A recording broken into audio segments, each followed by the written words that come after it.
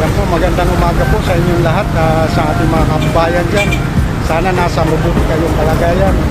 So, ang oras po natin ngayon ay 12:30 po ng hapon. Nandito po tayo ngayon sa bahay ni Ate Nora, ating kababayan. Ito po ay naninirahan dito sa highway ng MacArthur, ako po ng Nakela. Yan po. So sa mga kababayan natin na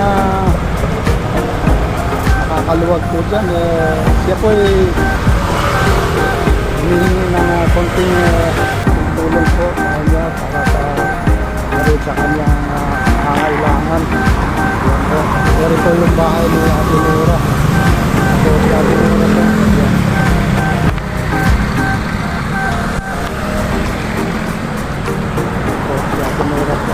Ilang taon na po kayo na? Kaya po 16 years old na po. So, nagaling pa po sila ng ilang mga anak po niyo ate? Dalawa lang po. Anong pangalan ng anak? Wilson? Wilson at saka si yan.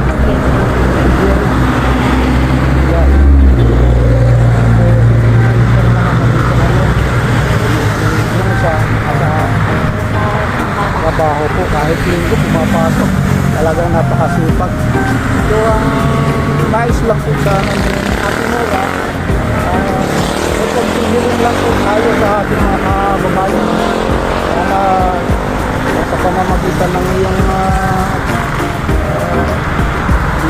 ng tulong o kaya sa kanyang hiling din bahay niya para maging siktiman lang ito. Pwede bang matingnan nga yung ano na?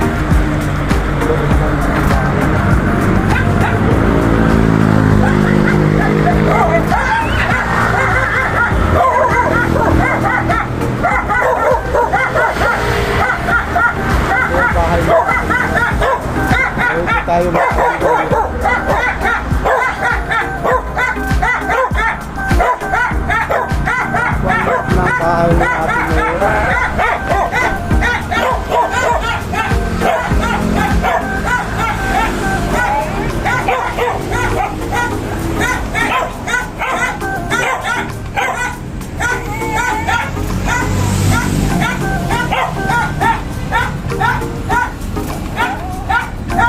so dito po kayo natutulog na dito.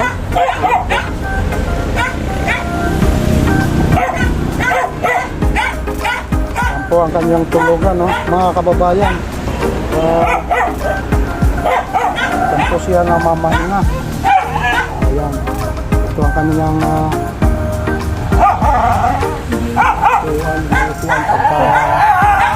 kunti lang ang sahod na ano po eh. Tapos sa mga dahil na rin sa kakulangan tapos ng kanilang kinikita kasi si Nanay Nora ay single mom sa umaasa lang ito sa anak niya si kay Melchor may trabaho sa kasi ang pangalan ng Dian. Opo Dian. Dian. Hindi naman sapat ang trabaho yung kita ng anak tapos sa pagkain. Tapos opo, kaya hindi sapat. Kulang na kulang talaga sa mga kababayan. Ito ang kalagayan. Kaya ang nais ko na Nanay Nora na kababayan ay maging sikiman lang sa bahay nila. So, doon, pagdating doon sa taas po, napapansin po, may mga maraming butas na rin po yung yung bubong niya. Kaya pagka medyo may kalakasan po ang ulan, nababasa po kayo dito, Nay. Babasa po sila, lalo na pagdating ng bagyo, no? So, yan po. May gitna, medyo pampa. Marami pang po hindi ayusin sa bahay ni Nanay Nora. Yan po. Bali dito po si Nanay Nora namamahinga pagdating ng gabi. May ilaw po kayo dito na ano? Dalawang ilaw lang.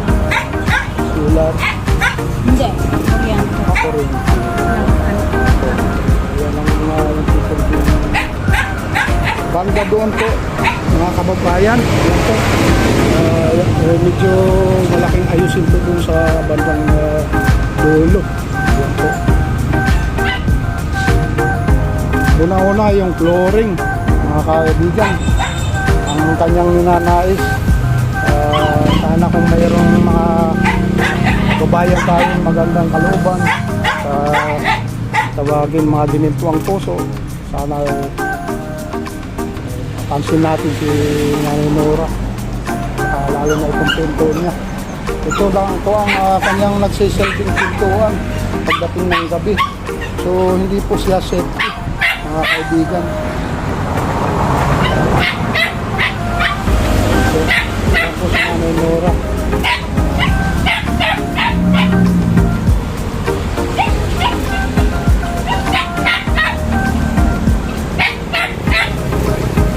So yun na lang, hanggang dito na lang kumaga update po sa inyo mga kaibigan. Sana mapansin nyo itong Nanay Nora Piling. Sana sa mga nakakaluwag po na kababayan dyan, kaya po magbabaka sakali na mapansin nyo yung kanyang kabubuhay. Kasi sa ito'y kulang na rin, tapos po sila.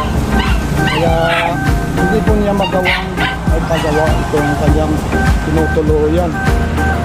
Yan po. Sige Nanay Nora, ano pong magsalita kayo nanay para kahit next sila. Mga kababayan, hinihingi ko ang kunting tulong na maayos yung tirahan ko dahil andyan na ang tulugan ko, nasa lupa lang, nasa pinag ng karton. Bumagyo, pinasok pa ng tubig yan yung tulugan ko. Opo. Yung tulugan po niya, tinutukoy yan po kasi kay lupa lang po. Yan po, sige tapusin po na yung yun na lang po. Maayos lang po yung flooring ko. Sana hindi na maabutan ng tubig pag bumagyo yung tulugan ko. yan po. Kaya ang bulong ko nga, tumatagas din pag malakas ang ulan. Po yan, tinutukoy po yung yung bubong niya. Yan po, ay mabutas. Nababasa po siya sa Ang mga anak ko wala namang kakayahan po. May trabaho naman pero kapos na kapos yung kita nila sa pangangailangan namin araw-araw. Dito na lang po masasabi ko. Salamat po. At shout out po doon sa mga kababayan po natin, lalo na sa bandang Mindanao. Kung napapansin niyo po si Ate Nora, taga Mindanao po siya. Sa mga kapatid niya po dyan, sana sa pamamagitan video po ay nakumusta niyo siya. Yan. Pwede rin po siya magsalita kung ginakailangan sa mga kapatid na natin ni Ate Nora. Kumustahin mo na rin po yung mga kapatid niya dyan. Kumusta yung mga kapatid ko diyan sa amin sa Plaridel, Misamis Occidental. Gusto ko man sanang magbakasyon dyan. Wala akong maipamasahe dahil nga sa kalagayan kong wala akong hanap buhay, kung hindi ang mga anak ko lang. Kapos nga yung kita ng mga anak ko, kaya gusto ko mang magbakasyon dyan para magkita-kita tayo. Wala akong magawa. Pamasahe lang sa pagpunta dyan, pagbalik ko rin dito. Siyempre, dadalhin ko rin yung mga anak ko para makikita. Yun. Kita-kita sa mga pinsang mga... Kita-kita sa mga tiyuhin ng mga anak ko. Ayun, kita-kita. Mga pinsan ng mga anak ko. Hindi pa sila nagkikita. Laking bagay po yun. Ayun po. Yan po ang sinasabi ni Nanay Nora. Nais na sana rin makapagbakasyon sa bayang pinanggalingan niya sa Usamis, Plaridel, Usamis. Misamis Occidental. Occidental. Misamis Occidental. Yun po sa Mindanao. Sa kadahilanan na po, mga kaibigan, dahil wala po siyang kakayahan na makauwi, gawa na sa kakulangan ng financial o talagang kapos yung kinikita ng kanilang anak, tamang-tama lang sa pagkain. Yan po. Yan ang kadahilanan po na kaya hindi siya makauwi dyan. Kaya sana ipapanalangin po natin na sa pamamagitan ng video na ito ay patulungan natin si Ate Nora. Sa mga nakakaluwag po dyan, ay kahit kunting kuwan daw lang, kahit pamasahin, basta magkita-kita doon sa pamilya na, lalo na sa ganitong mga edad nila, ilang taon na po kayong nandito sa Bulacan? 1990 po ako dumating dito. 90. So mayroon na Mga 30 plus years. plus Wala akong kapatid. 3 dekada na po mga kaibigan. 3 dekada nang hindi na uwi si Nanay Nora. Hindi kami nagkikita-kita sa mga kapatid ko. So sa mga kapatid na lang siya gustong makipagkita-kita. Siya na lang po ang naiwan. Sa mga parents niyo, nanay. Wala na po. Wala na po sila. Nung pag-alis ko doon sa amin, nandyan pa ang nanay ko. Ay, buhay po. Nakukubuhay pa ang nanay ko. Tatay. Hiwalay po sila. Ah, Nandyan pa po ang nanay ko nung pag-alis ko doon. Papunta ko dito noong 1990. Apo. Buhay pa yung nanay ko. Pero sa ngayon, kinuha na rin siya sa Panginoon. Hindi nga ako nakauwi. So nung namatay si nanay niyo, hindi kayo pinaulang kasi tapos na sa pinauna sa pamasahe. Ang gasto, siyempre, hindi basta-basta uwi. Doon hanggang hindi. Isang nanay ko sa katakosang pagkikita ko lang, hindi ko na makita. Dahil nga sa Hindi na nasilayan, ano. Kaya sa totoo lang medyo masakit. Kasi kahit sa huling pagkikita, hindi ko pa nakikita man lang ng kanyang nanay, hindi man niya mapuntahan. hindi ako nakasama sa pagkatid ng sa kanya sa hantunan. So yun ang talagang ibubuhos mo na lang sana yung pagkamis mo sa pamilya mo sa mga kapatid na lang, ano. Kapatid yan, nagagayak pa sa bayan ng pinanggalingan ni Ate Nora. So yun lang po guys. Maraming salamat na rin po sa pagpapaunlak o pagbibigay permission ni Ate Nora dito kahit na medyo kuwan siya, busy. Yan. Nagawan pa rin ang paraan para may share ko lang sa kanya yung pamamagitan ng video. Yun nga, sa pangangailangan niya araw-araw. Yan po. Sa ating mga kabayan po dyan, sa mga OFW dyan, sa ibang lugar, sana po mapansin nyo itong video ko. Ingat din po kayo. Lalo lang yung mga kapatid natin dyan na mga nakikipagsapalaran sa buong mundo, sa anong sulok ng mundo. Sana nasa mabuti kayo ng kalagayan at ligtas na rin sa anumang kapahamakan. Yan po. Maraming salamat na rin po, Nanay Nora, sa inyong panahon. At mabuhay po kayo. And God bless po. Yan po. God bless po sa inyo. Bye-bye. Bye-bye. Salamat. Yan po. Magandang umaga po sa inyong lahat, sa ating mga kabayan dyan. Sana nasa mabuti kayo kalagayan. So, ang oras po natin ngayon ay 12:30 po ng hapon. Dito po tayo ngayon sa bahay ni Ate Nora, ating kababayan.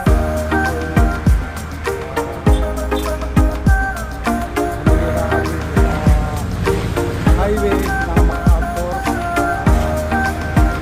bakit po ng Nakila. Yan po. Sa mga kababayan natin na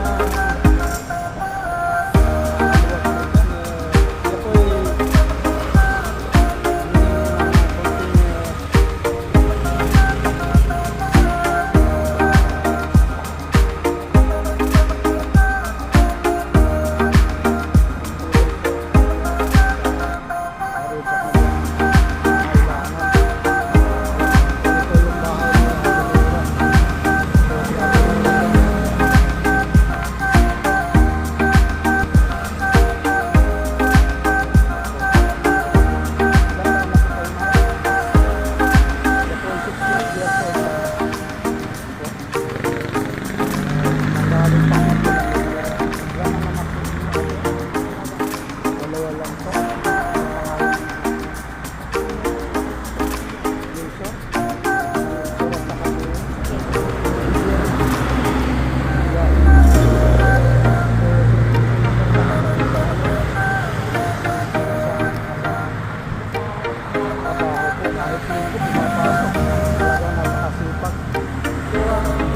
Nais lang po sa pagpagpiliin lang po tayo sa ating mga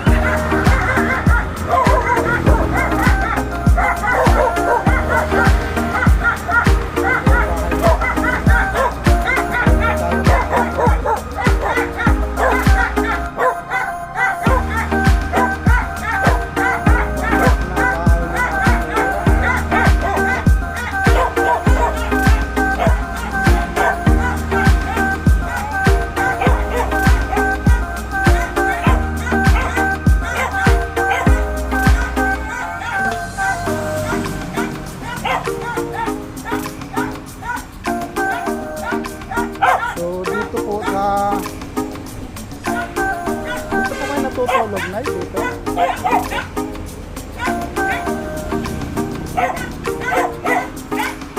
Yan po ang kanyang tulugan, no? Mga kababayan. Ito siya namamahinga.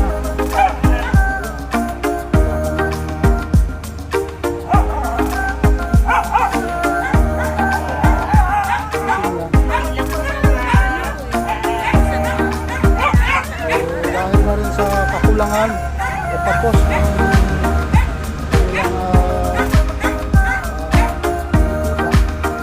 kasi si Nanay Nora ay single mom. Maasa lang ito sa anak niya.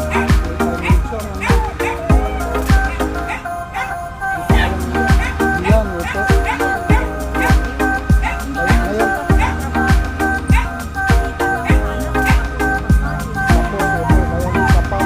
Kulang na kulang talaga sa mga kababayan. Kaya ang nais ko na Nanay Nora na kababayan ay mag-insist ko man lang po. Pagdating doon sa taas po, napapansin ko may mga maraming butas na po yung yung bubong niya. Kaya pag yung kalakasan po ang ulan, nababasa po kayo dito na. Nababasa po sila, lalo na pagdating ng bagyo, no? So, yan po.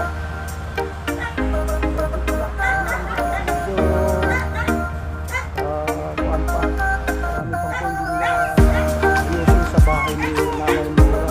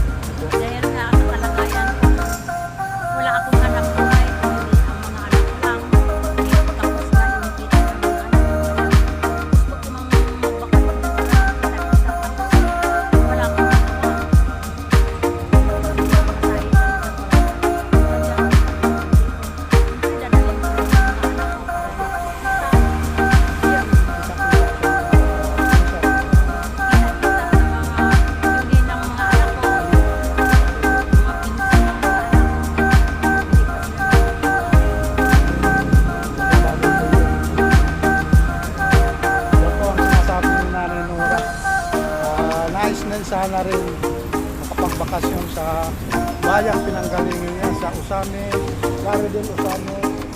Sabi sa Sidin. Sabi sa Sidin. Yun po sa Mindanao. Kadahilanan na po, mga kaibigan, dahil wala na siyang kakayahan na makauwi, gawa na sa kakulangan ng financial o talagang kapos yung nakikita ng kanilang anak, tama-tama lang sa pagkain. Yan ang kadahilanan po na kaya di siya makauwi dyan. Kaya sana panalangin po natin na tulungan natin si Ate Nora.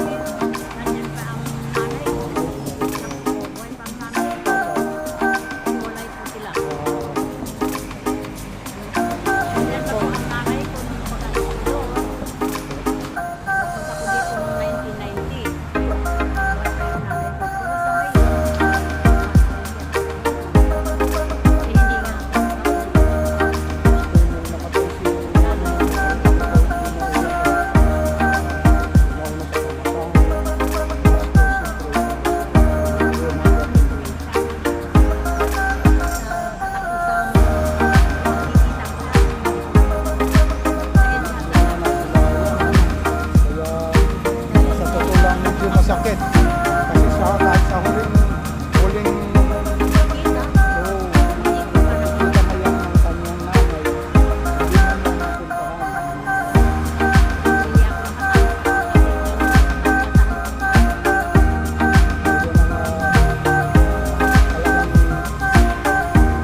Ibubuhos mo na lang sa akin, kami sa kanyang sa mga kapatid mo lang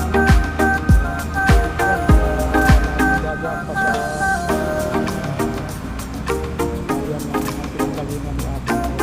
so yun lang po guys. Maraming salamat na rin po sa pagpapaunlak o pagbibigay permission na pinara dito kahit na medyo yan siya busy. Yan, nagawa pa rin ang paraan para may share ko lang sa kanya